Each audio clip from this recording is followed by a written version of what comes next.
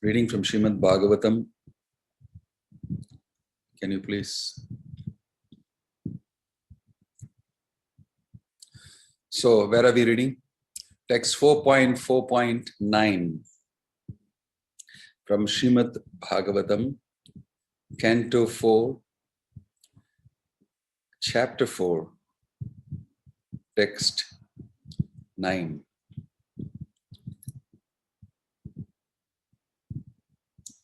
Arudrabhagam tamaveksha chadvaram pitra cha deve kritahelanam vipau anadrita yajna sadasi adhishwari chukopalokan iva dakshayati rusha.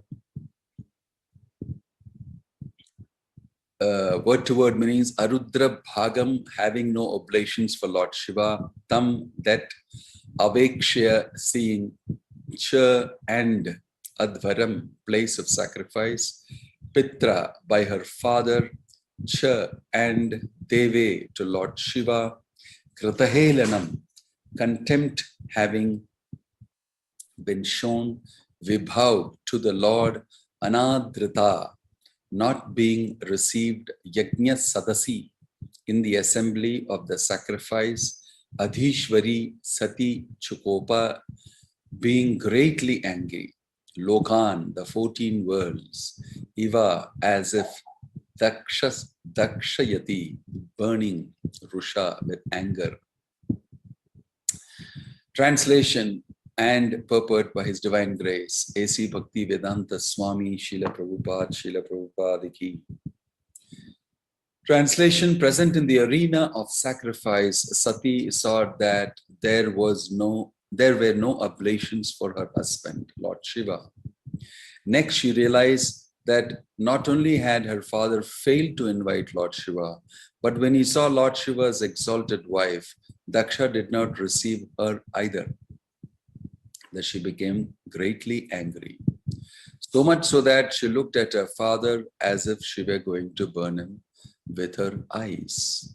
Purport: by offering oblations in the fire while chanting the Vedic mantra Swaha, one offers respect to all the demigods, great sages, and Pitas, including Lord Brahma, Lord Shiva, and Lord Vishnu. It is customary that Shiva is one of those who are offered respects. But Sati, while personally present in the arena, saw that the Brahmanas did not utter the mantra offering oblations to Lord Shiva. Namah Shivaya Swaha. She was not sorry for herself. She was ready to come to her father's. She was ready to come to her father's house without being invited. But she wanted to see whether or not her husband was being respected. To see her relatives, her sisters and mother was not so important. Even when she was received by her mother and sisters, she did not care, for she was most concerned that her husband was being insulted in the sacrifice. When she marked the insult, she became greatly angry. And she looked at her father so angrily that Daksha appeared to burn in her vision. Om Tat Sat, Om Ajnana Timirandhasya Jnananjana Shalakaya Chakshurum Militam Yena Tasmai Shri Gurave Namaha Shri Chaitanya Manobhishtam Stapitam Yena Bhutale Swayam Rupa Kadamakyam Dadati Swapadantikam Vandeham Shri Guruho Shri Yuta Padakamalam Shri Gurum Vaishnavamsya Shri Rupam Sagra Jatam Sahagana Raghunathan Vidam Tam Sajivam Sadvaitam Savadutam Parijana Sahitam Krishna Chaitanya Devam Shri Radha Krishna Padan Sahagana Lalita Shri Vishakhan Vitamsya Nama Om Vishnu Padaya Krishna Prashtaya Bhutale Srimate Bhakti Vedanta Swaminiti Namani Namaste Saraswate Deve Gauravani Pracharini Nirvishesha Shunyavadi Paschatya Deshatarini Jaya Sri Krishna Chaitanya Prabhu Nityananda Shri Advaita Gadadhar Shivasadi Gaura Bhakta Vrinda Hare Krishna, Krishna Krishna, Hare Hare, Hare Rama, Rama Rama, Hare Hare. Grantaraj Srimad Bhagavatam ki Srila Prabhupada ki Nittai Gaura Premanande. So, we are reading this amazing part of the Srimad Bhagavatam, wherein we are getting to hear today the dramatic appearance of Sati in Daksha's sacrifice, and Daksha purposefully insulting her. And from that insult, the reaction of Sati, the feelings and emotions of Sati. Human society is filled with these type of sensitive interactions. And we have to be extremely careful about how we maintain these relationships. That's what makes a person a human being in social circles. That is, you're sensitive and you behave like a human being. You react like a human being. And you respect others as human beings. And when these things are not followed, you create other types of dangerous emotions in people. Insecurity, anger, all these things are because of not getting what is expected from society, from the people who make up society, especially from those people who are very close to you, whom you value. Sati is not going to be bothered about some other demigod not respecting her, or somebody else in the assembly not respecting her. What really matters is those people who know you and know your position socially, accepting it, offering that position to you, respecting you. These are all not something too much to ask for, but these are considered to be etiquette, proper etiquette. That's why whenever we have a guest, we receive him properly, we glorify him, we speak about his great contribution to human society or to the, whatever that context is. And we make him understand that your coordinates is understood and your contribution is understood. We welcome you. We are happy to have you. These are simple things that people expect. Many times in our temples, when people come to visit, just a few words like this would mean a lot to making that person happy, have a great experience, and even come back again and again, contribute his words, energy, wealth, mind, intelligence, everything.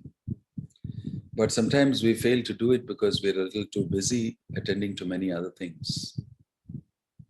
So this is a very important aspect. The aspect of knowing that we need to attend to people. Sati is not coming for attention. Definitely, it is mentioned here in the purport, she wanted to know whether her husband is attended to or not as a demigod. That's mentioned in the purport. So, added to that, the fact that her father did not attend to her. That's very, very brash, very rude behavior of a father towards a daughter. Normally, daughters have natural affection towards a father. The sons have natural affection towards a mother, which is more deeper. And they're expecting that. To have a father who doesn't respect the daughter who has come all the way to attend the sacrifice, be with the family, and be in the occasion is a very deep insult. It's a very deep insult. So it's here, the emotions that go with it are expressed very nicely, and how Sati is feeling that very deeply, and she actually becomes reactively angry at her father.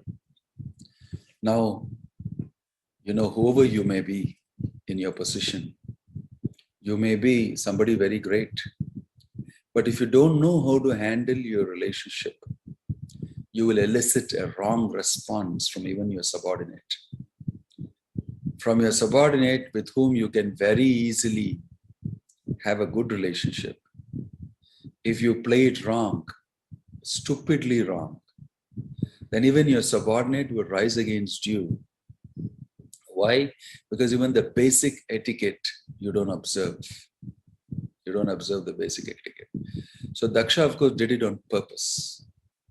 He did it on purpose to send a powerful message, a strong message to his daughter saying that, I don't care about you.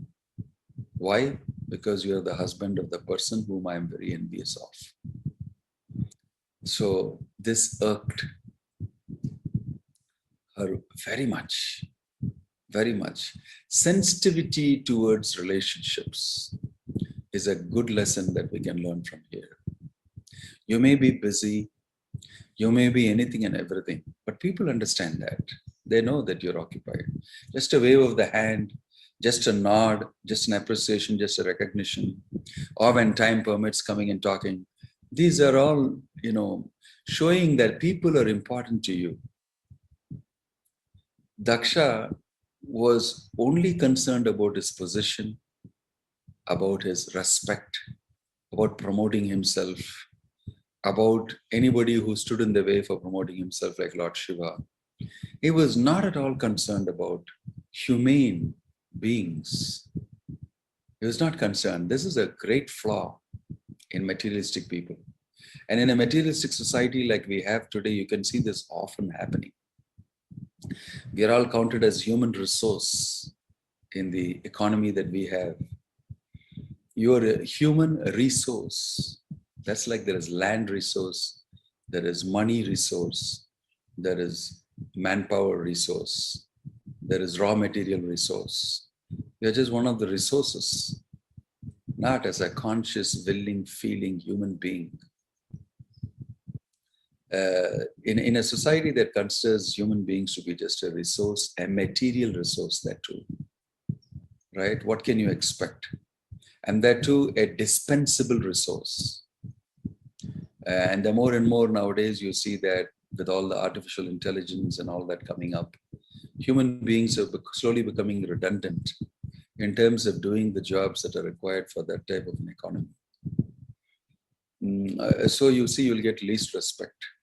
Even today, I'm saying the Daksha type of a treatment is extant from then onwards, even now. So people understand that, yes, I should not do this, and they try to do it artificially also. So because of the fact that people are least interested in human beings, now you will see that they've got human relations departments, and people are hired to artificially do this.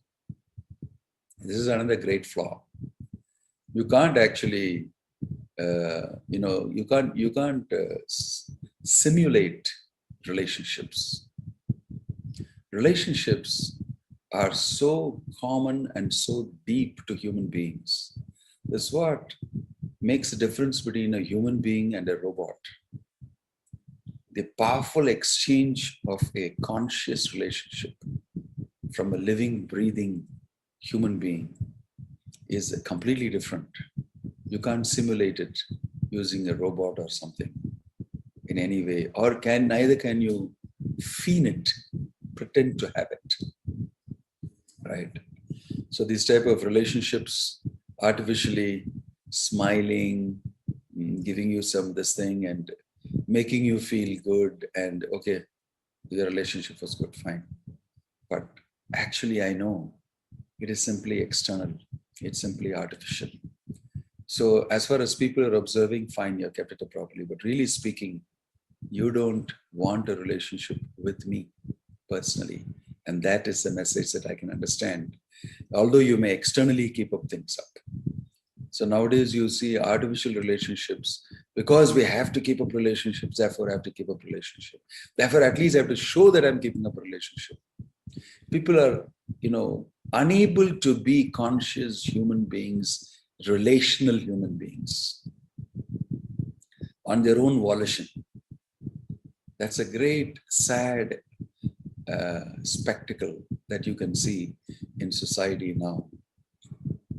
Even the person whom you least like and who's your best enemy, you can receive him very well externally, and that person also will notice it. Of course, these are other extremes.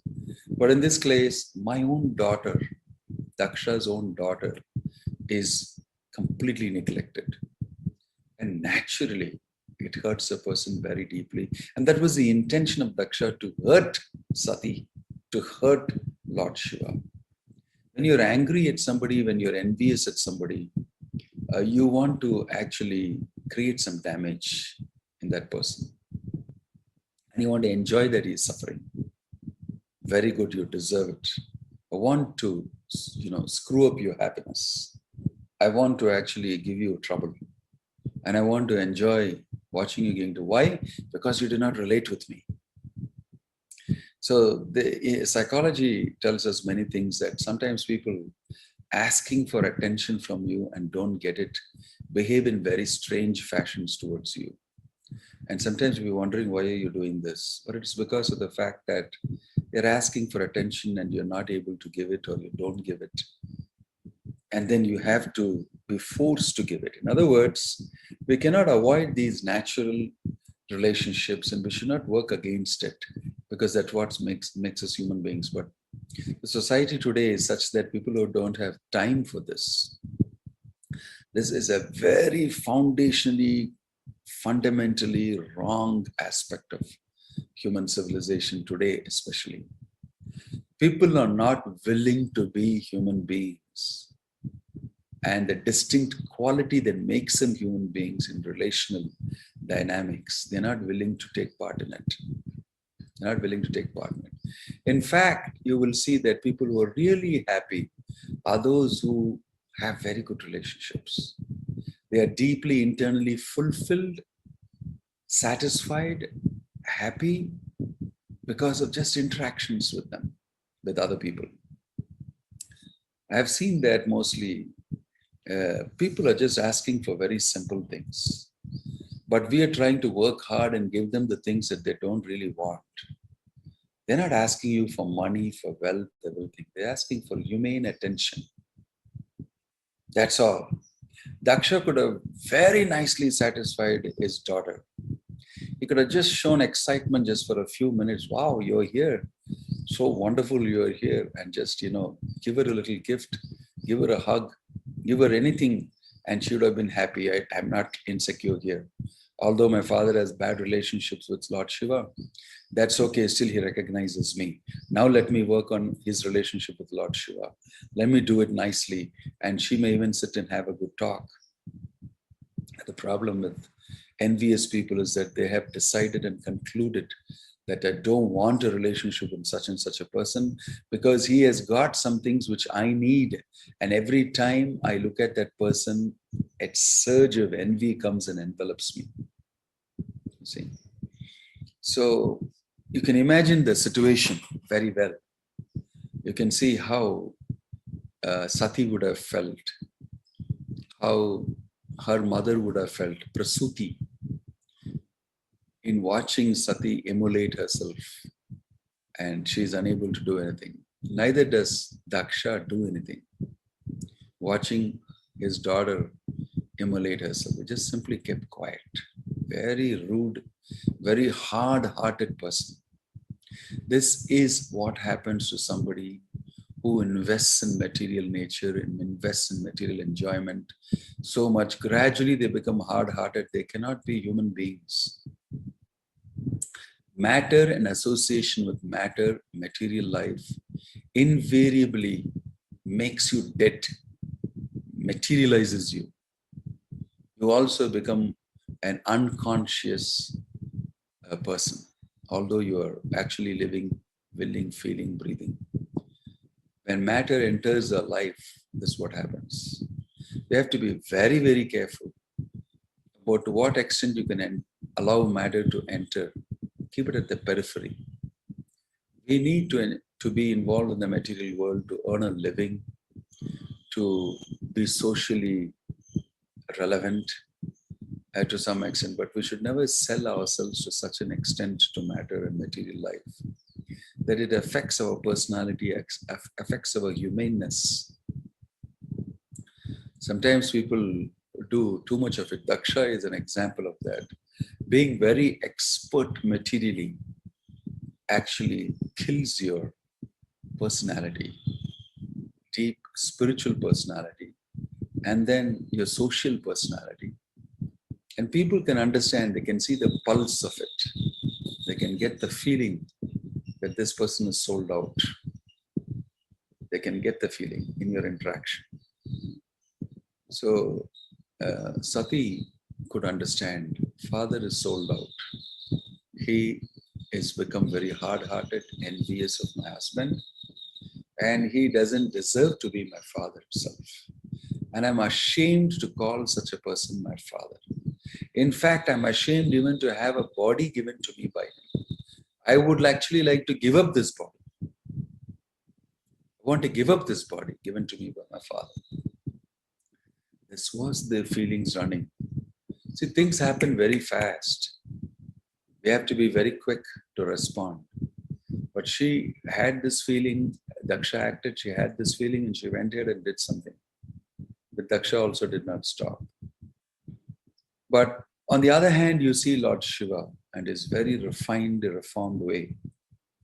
He was the butt of all the reactive behavior from Daksha. He kept very cool and calm.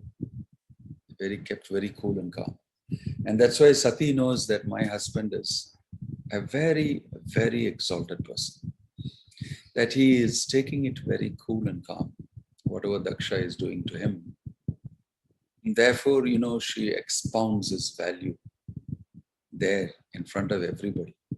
Previously in that same assembly, Daksha vilified Shiva. And here is Sati.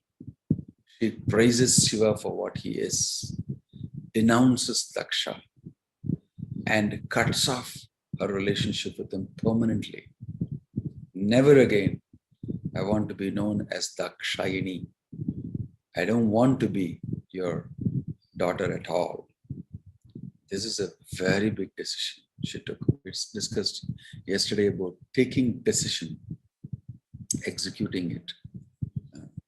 So we see here disrespect, insult, calumny, making a person suffer in this way, creates other types of things. As soon as Shati committed this type of a thing, even previously itself when Daksha cursed Shiva saying that you will not get any portion of the sacrifice. That time the followers of Lord Shiva, Daksha left, the followers of Lord Shiva cursed each other. And they said that very soon Daksha will get the head of a goat. That was predicted then only. And they said that all of you will suffer in this way. And there was cursing and counter-cursing. And Lord Shiva got a little disturbed and he left the place, watching all these things happening. But it is Daksha who initiated it by his cursing Lord Shiva, the most sober person. Daksha started this spiral of events because of his envy, because of his desire to have Lord Shiva under his control. So many times people don't understand that when they do these things, they are becoming instruments of Maya, helpless instruments in the hands of Maya, because they have a stake in the matter. What is that? Daksha is envious of Lord Shiva. Therefore, he comes tumbling down. He just commits offense after offense. Now he's offending his daughter so badly. She's in a woman's body. All she can do is to commit suicide. Previously, he offended Lord Shiva. And then he continued to remain very proud and puffed up, doing so many sacrifices. Of course, Brahma retained him as Prajapati, chief of the Prajapatis, because knowing that he's short of manpower, so he said, it's okay, I don't know about those things, but the guy is doing okay in terms of sacrifices and this and that and everything. So he's performing good. His material performance was very good. But spiritually, he was a real zero. He was a real zero. His relationships were very bad. When his own family members, he could not keep his relationships. So sometimes we are successful in the outside world only at the expense of our relationships. Our material expertise and relationships with others are very closely connected. It's rarely that we can see somebody keeping up very good relationships and giving that the time. Prabhupada was like that. Prabhupada was doing an amazing amount of things every day, right from going to the bank to walking with his devotees and defeating philosophy, coming and giving a Bhagavatam class, throughout the night sitting and writing his books, throughout the day going and meeting people, speaking, answering letters, so many innumerable things he did. But he always found time to spend with his people. He would sit down and fool around, joke around, give them a rich experience of the culture of Krishna consciousness, answer their questions, speak about the movement, speak about the vision, the future. He gave himself to the people. He found time always to sit down. He will sit down leisurely, fold his legs, and offer himself to you. All of the disciples of Prabhupada always remember that Prabhupada was most accessible to anybody. Of course, when he is traveling, he is not accessible, but he made himself accessible. You see, matching up these two things. One is your material engagements and other things. Of course, Prabhupada was not materially engaged. His devotional service to Krishna, he was performing very nicely. But balancing these things, he was able to balance it because he saw no difference between this and that. Some of us have a material life, especially if we are grahasthas. We have a material life and we specifically give some time to it. And when we become too good in materially in certain things, we can become absorbed because that is satisfying us materially, deeply. And the accolades and the encouragement and the praises we get there draws us more that side to do more. Because in the spiritual level, sometimes you are not doing very great. You may not be able to chant your japa very well. You may not be able to read every day. You may not be able to do the services allocated to you.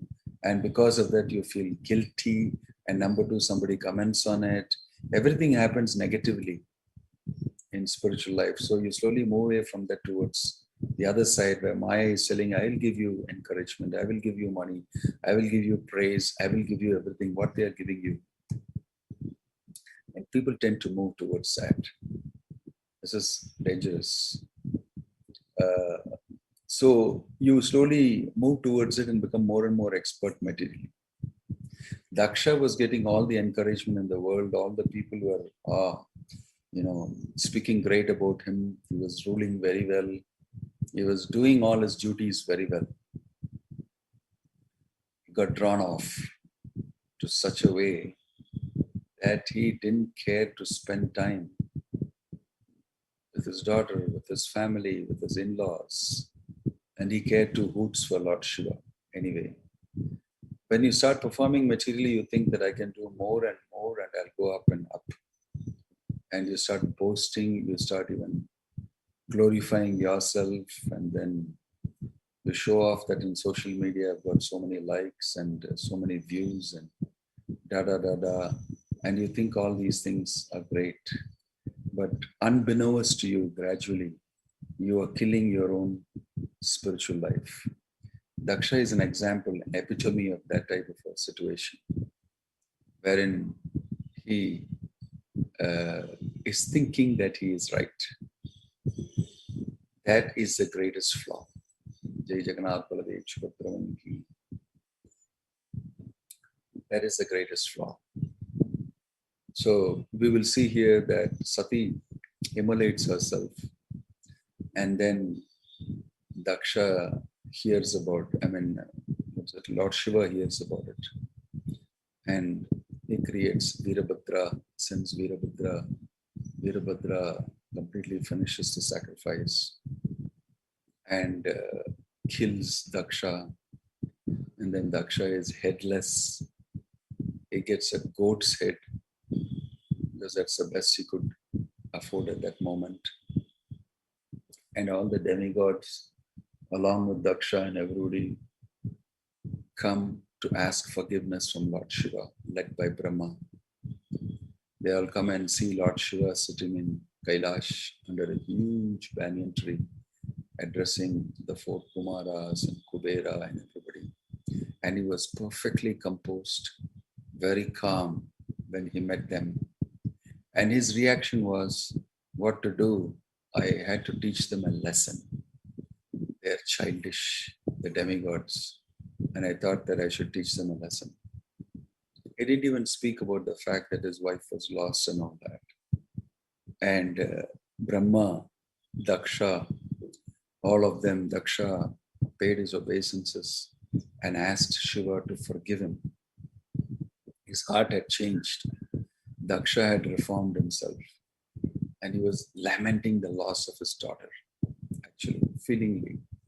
And Lord Shiva could see that it was very genuine, Daksha's situation, and he had actually reformed. So he told that all of the others will regain their strength, they'll regain their positions, and the sacrifice can go on. Daksha will do the same thing with his goat head.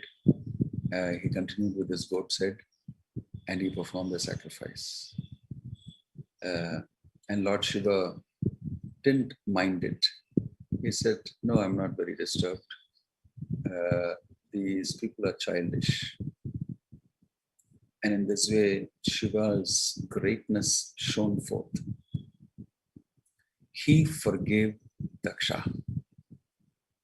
You can see throughout Shiva's behavior is so exalted. In spite of Daksha doing these things to him, he very easily forgave him. He was able to do that. This is the meaning of strength. Strong persons can very easily forgive and forget. At the same time, strong persons don't take them for granted. If something goes beyond, they know how to get angry and do the needful. Like Shiva got angry, created Virabhadra and ordered that Daksha should be killed. And he was killed. It is the same Daksha who was killed with the goat's head who has come. And he said, okay, fine, you learned your lesson. And he was very sober. So it is not that people don't get angry. That's another artificial thing. If the situation warrants, one can get angry. And sometimes he must get angry to do the needful. Lord Shiva is getting angry, he said, for a purpose, to teach them a lesson. In a detached way, he taught lesson. Same way, when we need to teach, when we need to shake up somebody from the reverie that they are in, then we need to adopt certain means. And one of it is that to show anger, to show disturbance. And that's what Lord Shiva did. He was very forgiving. He was least attached. His loss of his wife also he did not speak about. He simply bore everything. That's what to do. Living in this world, sometimes with types of people who don't have understanding is a part of our austerity. So a sober person will also take the austerity and understand that, okay, I have to do that. That's the type of people we have. And let's go through it. Let's train them. Let's listen to the best of our extent. Right? So Prabhupada, you will see that he told once, Krishna did not give me first class men to start this movement. He gave me fifth class, he said, in one place. He said, Krishna gave me fifth class men to start this movement. That's okay if this is what you want me to take, Krishna, because ultimately it is you who is moving everything. So I can work with anybody whom you give and you send. So accordingly, Prabhupada said that he tolerated some of those things that they did. Somebody attacked him, somebody stole his dresses, somebody, did not understand what he said or did the wrong thing. A lot of frustrations you can read in the Lilamrita. But Prabhupada bore it because, after all, this is my lot. This is what people are in the Western world. But they are all nice because they are following my order. They are chanting Hare Krishna, reading my books, and Krishna consciousness is spreading. So it may not be happening the way I want it to happen, but it is nevertheless happening. And that's the way Krishna wants it. So he just went along with that, and contributed what he could. So, devotees of the Lord adjust themselves very quickly. Lord Shiva adjusted himself very quickly and forgave Daksha. Forgiving is a great quality of all devotees of Vaishnavas. It is mentioned that a sage is known by his tendency to forgive. That's a great quality. See, tolerating and forgiving. We will be forced to do it in the International Society for Krishna Consciousness, especially if you're occupying some position. Then this is the place where Maya wants to attack the most. And this is the greatest opposition to Maya. So she attacks this place the most. And especially out of that, the leaders the most. And you get into so many awkward situations quite often. And you'll have to learn to be very tolerant, very patient. Because Kali Yuga is what it is and people are what they are in Kali Yuga. So really speaking, we can't expect much. At the same time, we should be careful that we don't think we are right always. So 2 things we can learn today is anger where required, tolerance and patience, forgiving attitude. These are great qualities of Lord Shiva that we see today. At the other side, we show Sati making a decision and angry looking at her father and deciding, I don't need to be your daughter at all. But sometimes we have to take these decisions in life. We have to end our relationships with certain types of people if we want to make spiritual progress.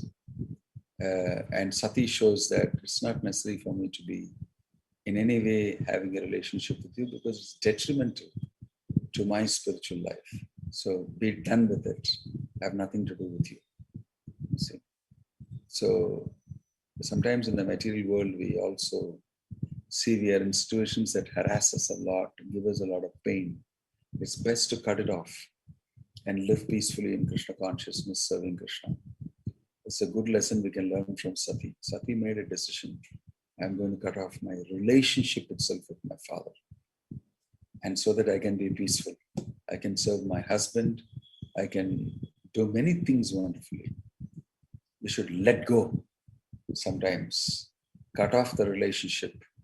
Toxic relationships.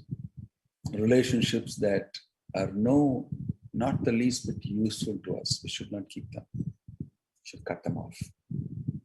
These are some powerful lessons we can learn from this. We are very attached to certain things and we want to hold on to this, that, and do this, and do that. Sometimes nothing happens because you need to let go of certain things. The ability to let go, the ability to be detached is a great quality. So I'll stop here. Om Tat Sat Srila Prabhupada Ki Jai. Any questions or comment?